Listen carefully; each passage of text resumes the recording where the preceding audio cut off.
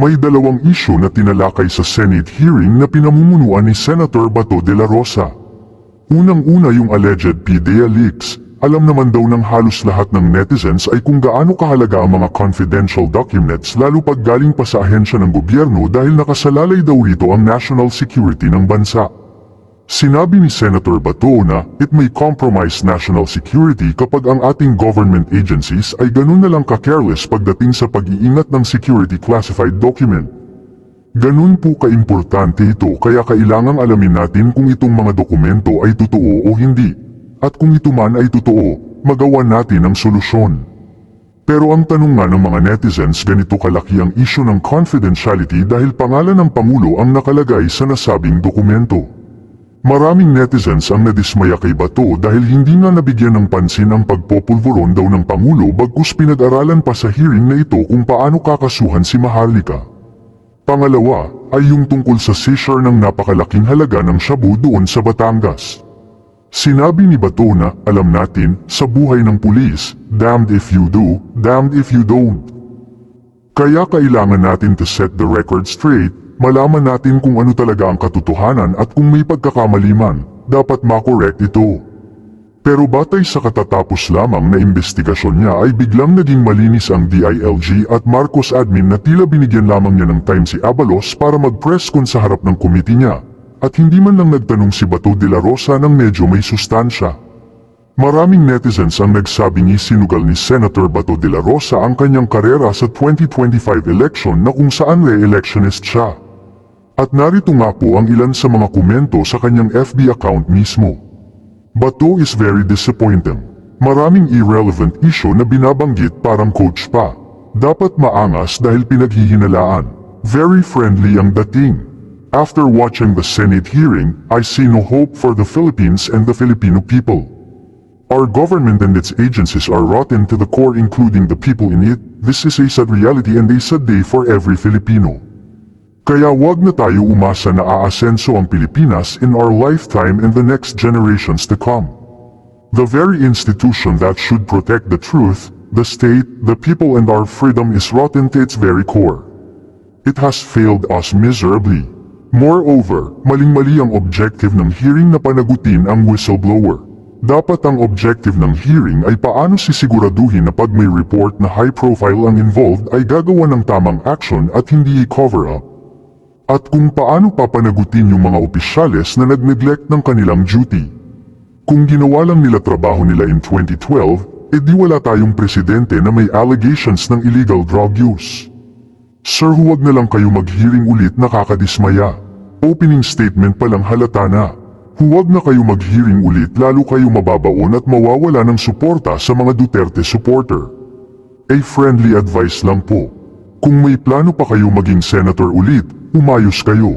You are very soft.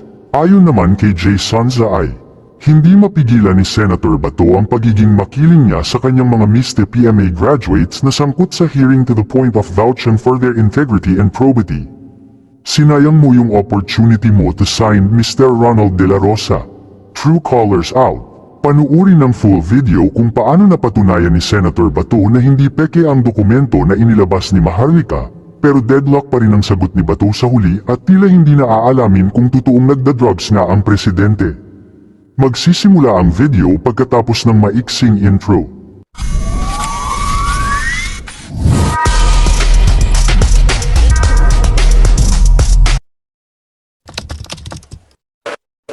Ako naintindihan ko naman po siya eh. Ang sinasabi nga niya, director na siya. Hindi, ang ano nun, ako, kumbaga sa ano, kaya nga po ako eh, dumating ako sa point na nag-isip ako eh, teka muna, ako ang mapipin down dito. Kayo nandyan. Ako nasa labas, pero ako ang nakapirma. Magdi-deny kayo, ako ipit. Ba't nyo i-deny? Sasabihin nyo ngayon, hindi nyo alam. Diba? Dahil maiipit kayo, magagalit sa inyo si Director General Lasso. Como ba ang nandoon Bongbong Marcos na presidente ngayon, maiipit ako ang lalagay nyo rin sa alanganin? Abay, malaking kalukuhan to, Your Honor. Kawawa naman po ako dyan. May pamilya rin po ako. Ako yung pagkuha ko ng statement na yan, parte lamang po nung trabaho ko. Nagkataon, naging President Bongbong Marcos yan. Paano kung isang ordinaryong tao lang yan, edi pin down yan? Eh dahil ngayon, Presidente, ngayon iwas pusoy. Ayoko ko sana na sabihin, kaya nga sinasabi ko rito, Your Honor, hinahayaan ko siyang magsalita. Hinahayaan ko. Alam mo, ang pinaka-culprit talaga nito kung sino nag-leak nito eh. Kaya dapat gagawa din ng batas na papanagutin yung mga unauthorized people who are disclosing this classified information, classified documents unauthorizedly. Yan ang pero anyway, parang deadlock tayo eh. PDEA wala yung dokumento niyan. Ikaw, meron. Pero nakikita mo talaga natin, may papel, di ba? Papel. Sino nakapirma ng papel na yon? Ako, Your Honor, kaya Ikaw. nga po, Your Honor, kinasabi ko nga, teka muna. Oh, Kaya sandali. ako Oh, sige, nakapirma. sige. Hindi.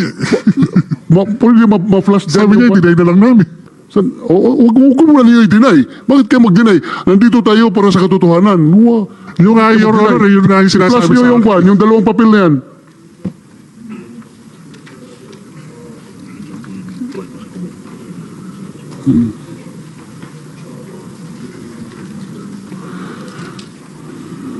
National Privacy Commission. Itong mga dokumento na ito, kalat naman ito sa buong social media, di ba? So paano natin ito, anong treatment natin dito sa ganito mga papel? Can you advise us, please? Good afternoon, Mr. Chair. May I give an opening statement, sir? Yes, go ahead.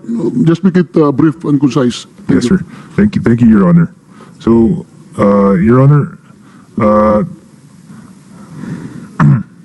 thank you again, Your Honorable Chairperson, for inviting the National Privacy Commission to this hearing. On behalf of the Commission, we reiterate our full support of this investigation on the alleged PDEA leaks. These leaks of the supposed PDEA documents raise serious concern on data privacy, potentially compromising sensitive personal data. It underscores the importance of the adherence of persons to data privacy laws, or rather the Data Privacy Act, and the implementation of appropriate and reasonable security measures to protect these data. And also the importance of conducting investigations to hold the persons responsible for unauthorized disclosures to be held accountable. That said, Your Honor, the Commission will submit its position paper, Your Honor, within the week. Now, as to your, Anong kaso na yes, sir. As nilalabag to- nila? Anong batas nilalabag nila? With this, sir, based on what is shown on the screen, sir, this can be considered as sensitive personal information, which is this relates to information involved in an investigation, and under the Data Privacy Act, this is considered as special sensitive personal information, and the disclosure of this may result into prosecution for unauthorized disclosure. But also, Honorable Chair, this can also be penalized under unauthorized processing, especially to the person who actually leaked the data, or whoever else, not only the person who leaked it, but the continuous sharing, let's say an ordinary person who would use the picture and spread it across social media can also be potentially prosecuted for that violation. So meaning, makakasuhan din si Marlica nito? Siya man nagpalabas ito sa media? It may be, Your Honor, the case, depending on the circumstances, Your Honor. Ang dami nang madadamay dito sa kaso na ito. Anyway, pwede ba yung itong isa pre-operation report, yung isa authority to operate, tanungin ko lang yung PDEA, buhay pa ba itong Mazda 3 na black? Saan yung plate number niyan? Your Honor, kotse ko po yan. Ako si mo. Ako na po mag-guide sa inyo. Yan po Yan po yan, yung telephone number ko po yan, Sun Cellular po yan. Okay. Itong Toyota Vios, kaninong sakyan ito? Kaninong sakyan yan? Sino makasagot? Sir, No. Yes, sir. yung Mazda kay Morales yan. Morales. Yung Avanza kay Director Francia. Francia. Yung Crosswind sa PIDEA. Yung Toyota Vios, sir, hindi namin alam. Hindi property ng PIDEA yan. Okay. Thank you, sir. So you confirm na organic vehicle ninyo itong ng PDEA, yung Isuzu Crosswind at personal ni Francia yung Avanza. Personal mo yan? Yes, Your Honor. Personal. So kung hindi ito totoo, paano lumabas yung papel na yan?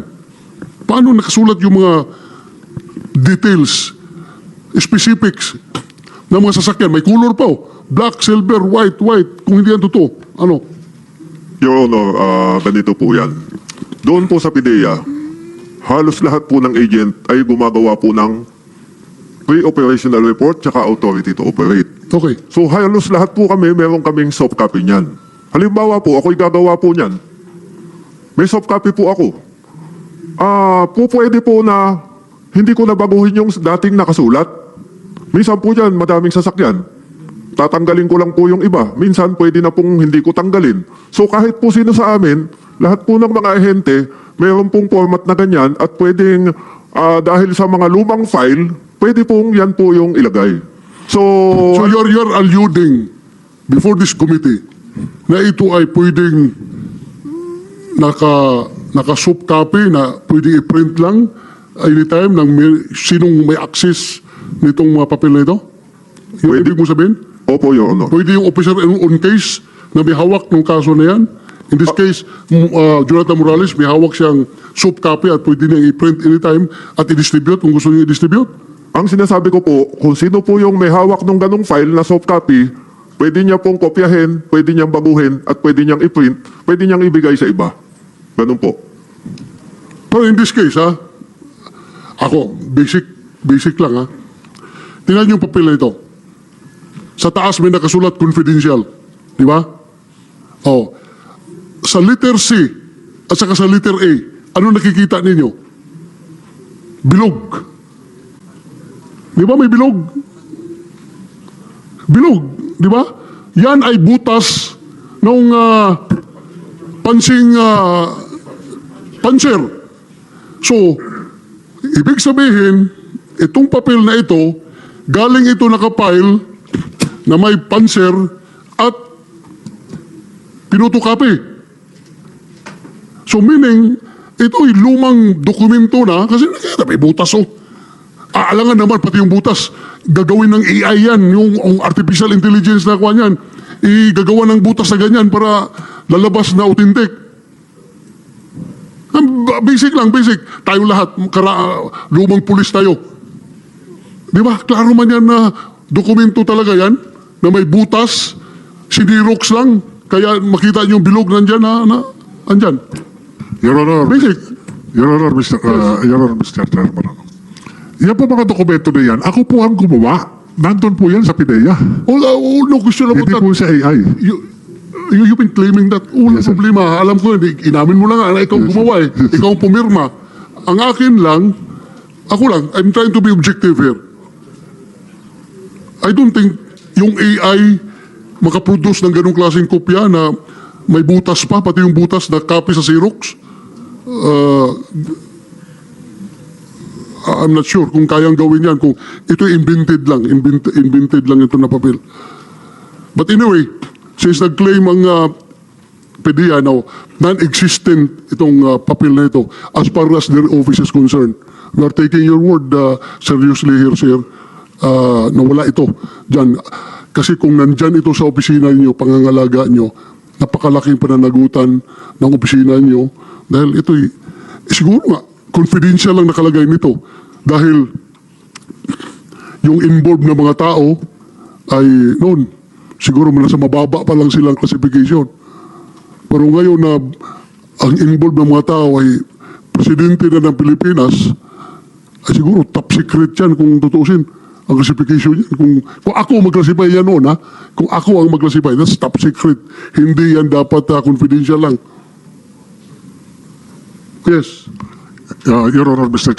Chairman, gusto ko lang i-reiterate talaga, na ako wala akong anumang hangarin na ano pa yan, ipakalat. Kasi, yan, wala akong mapapala dyan na imasa sa publiko. Kundi, sabi ko nga, kabatayan ang matatamo ko dahil nga dun sa seryosong impormasyon na nakalagay dyan at yun talaga, ikagagalit ng mga taong nandyan. Kapahamakan para sa akin po yan, eh.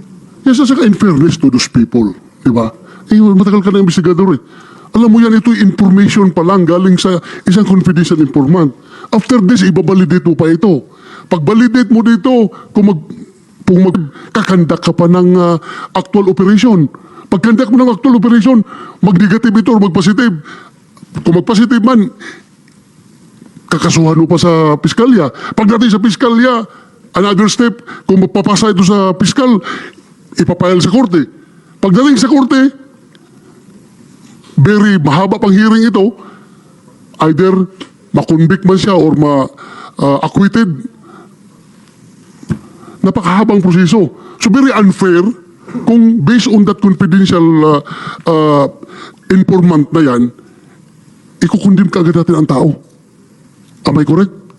Yes, Your Honor. Ang purpose kasi dyan, to verify the veracity of report. Hindi po natin sinasabi na siya ay yun na, no? Kaya nga po kaya po ang purpose dyan, kaya magkoconduct ng surveillance, ng casing for verification. Kaya nga. I'm just running through the process, the procedure, para malaman ng mga nakikinig ngayon sa atin na napakahabang proseso pa ito. Ako mismo, kahit na pulis ako, pwede ako gawa ng yung may isang galit sa akin na confidential informant na yan, pwede ako si Bato. Mahilig yan umupak ng mga drug personalities. Pero involved yan sa drug trafficking. Ito ang information na ibigay ko sa inyo. Pwede, anybody is vulnerable to any reports. So, malayo pa ito. But the fact remains that itong papel na ito ay talagang andyan. Inamin mo nga na andyan. Pero ang PDEA, deny na wala ito dahil wala man din talaga sa file nila. Kahit na saan yung dala-dala mong papel, sir?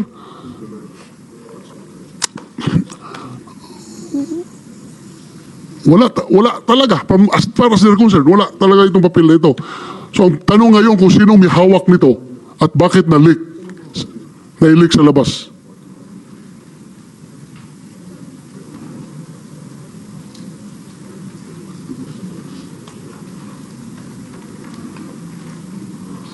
Very unfair sa mga tao na na-involve ito. Ha? Hindi ako I am not lawyering for anybody here. Pero, you will agree with me, mahabang proseso pa ito, di ba? Tatakbo pa ito, ooperitan pa ito, validation, operation, kung mag-positive, kasuhan. Kaya, kung sino mang mga tao na pangalan nakalagay dyan, yung tama yung National Privacy Commission na personal information yan, ay dapat pangalagaan. That is why ikaw naglagay ng classification na confidential. Yes, Your Honor. Oh, that is why nilagyan mo yan ng cover sheet na confidential because Yes, Your Honor. napaka-sensitive nitong informasyon na ito. Hindi po yan para sa publiko. Yes, correct. Kung sino man yung tao na yan na nag-leak nito, napakalaking kasalanan niya. Ha? Napakalaking kasalanan. Dahil this is for us in the law enforcement at saka sa military. Sagradong mga papel ito. These are sacred to us na hindi dapat basta-bastang i-disclose unnecessarily. Kaya nga dapat inibitahan natin yung National Security Advisor for them to explain gaano ka-importante itong mga classified documents na ito. Pero nag-absent man. Hindi mo lang nagpadala ng kahit isang representative para sana tumulong dito mag-explain anong ibig sabihin ng restricted, anong ibig sabihin ng confidential, anong ibig sabihin ng secret, anong ibig sabihin ng top secret, anong mga nakukompromise dito pag ito'y ma-disclose in an unauthorized manner at dapat na-explain ito nila ng National Security Advisor. Alam natin, tayo mga pulis, alam natin yan.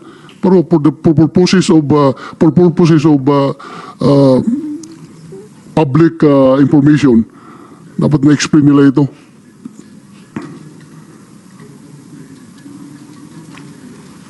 So deadlock tayo.